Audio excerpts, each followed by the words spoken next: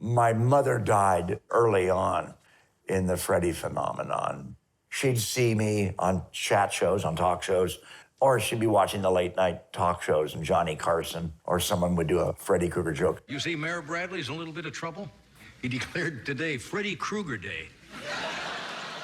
It had begun to enter the vernacular then, and so she was receptive to that. But then she passed and didn't really see the sort of peak of the phenomenon. But my father got to experience a lot of that. And the only time my father ever visited me, I could have been, not wearing makeup. I could have been at any one of dozens of other projects.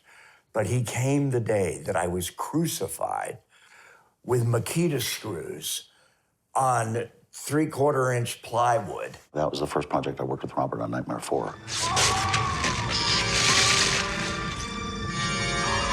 This is the biggest sequence. It's the finale. It's the end where all the souls burst out of him and get their vengeance on Robert. And I had this animatronic chest and torso on. Adjacent to me was a giant King Kong size chest of souls. They were doing a ratio thing with the camera. So I had these phenomenally sculptured special effects makeup heads of my victims, the souls of my victims, moving around and talking. And their little mouths and their lips would move and their nostrils would flare. And I could feel their little clockwork mechanisms behind them, tearing at my flesh. I was up there for probably 8 hours. We tortured the poor guy. We're shooting all day. He can't move. He's literally glued into that wall in this big animatronic body that's sticking out of his chest. Total trooper.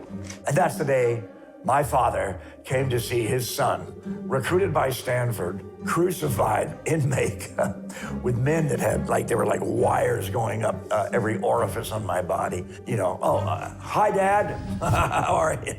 It wasn't embarrassing as much as it was surreal and funny. But looking back on it, it was a rather strange way to have your father see you working as an artist.